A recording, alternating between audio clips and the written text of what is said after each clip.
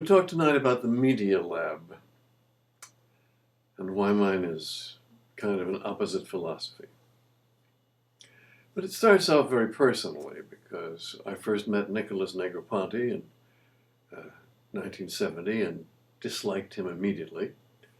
He had a wonderful exhibit in a show we were giving. The show was called Software, and it was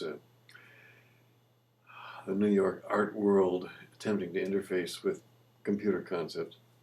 And his group, architecture machine group at MIT, had built a very nice machine that stacked blocks, and you could knock them over, and then the machine would diligently restack them in columns. And that was fine. And but because this was annoying to watch by itself, they put gerbils in, so the gerbils hopped around and looked up at the machine as it was stacking the blocks.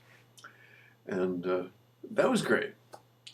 But I heard Negroponte talking to the president saying, "Oh, we're studying the reactions of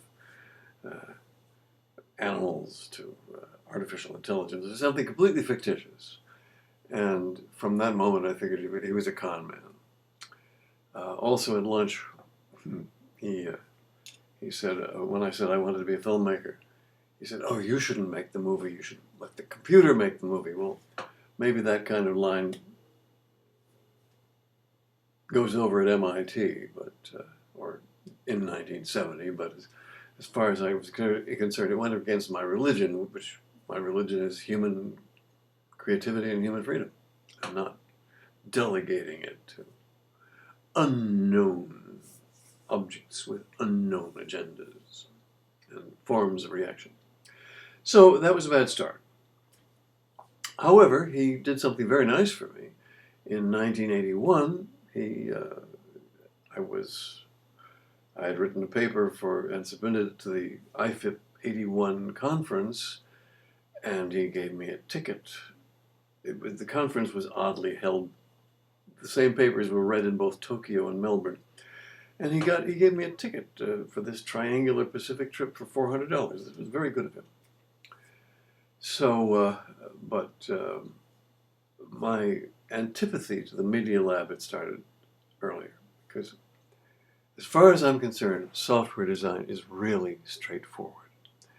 It's about making things look good, feel good, and come across clearly. And I've said that over and over. Look right, feel good, and come across clearly. And I've said that everywhere. But, you see, the whole point of the Media Lab is, we know something you don't know. So the whole point of the Media Lab was to have strange projects no one could understand.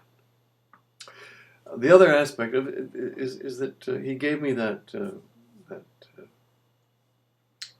trip to Australia as a big favor. So he was a politician. What do politicians do? They dispense favors in exchange for favors. So I didn't respond in kind, and I've had a continuous dispute with him, running dispute. At one point, New Media Magazine, I think, had me interview Negroponte, and I finally said, "Well, what is your definition of media?" And he said, "I'll have to get back to you," which is interesting since he'd been hustling media for 10 years at this point or something.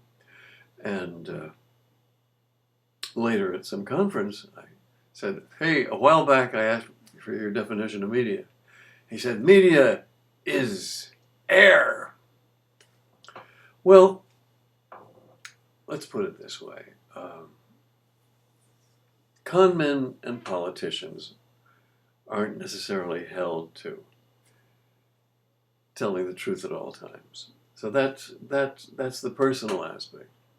And the impersonal aspect is that the Media Lab has been this fountain of money to be dispensed to participants in return for doing mysterious things which somehow will contribute, we know not how, to a better future. Now, I happen to be in the school of Jeff Raskin, as I said, my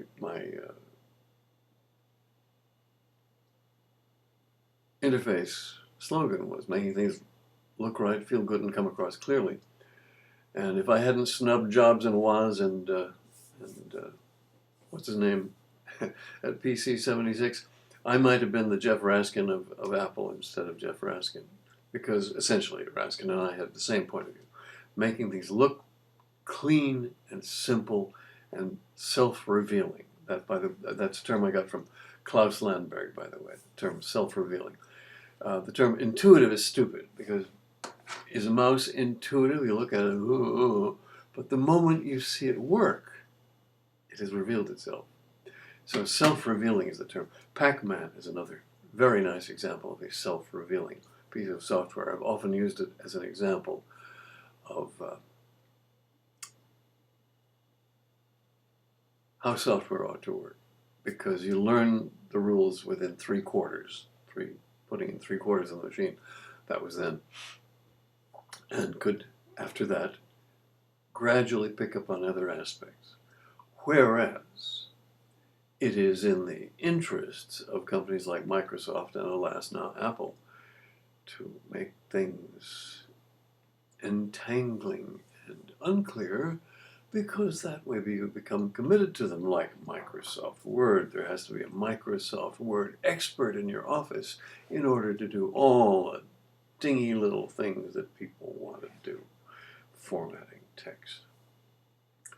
So anyway, my position on media is that they should be clear. The history of media has been entirely clear from the beginning. First we had writing and pictures in ancient days, and pictograms, and then we had photography, and then we had motion pictures in black and white, and then motion pictures in color, and then motion pictures in color with sound, and then widescreen. And what would come next? In 1960, when I saw the computer and the IBM manual said you could put an interactive screen on it, and the brochures from DEC showed that you could put interactive screens on it, I said, okay, that's the future of movies. That's the future of media. The interactive screen will be the new home of the human race. And was I wrong? Now, alas, kids are given a computer to shut them up early, and they never look up from their palm after that. Anyway, so to wind it up, the principles of media are simple. Make things look right and come across clearly. What does a good film director do? Presents the story and allows you to think ahead. It gives you suspense toward what you think is coming, and gradually fulfills it, and then surprises you. But the point is that making it clear. Doing all these things is what filmmaking is about.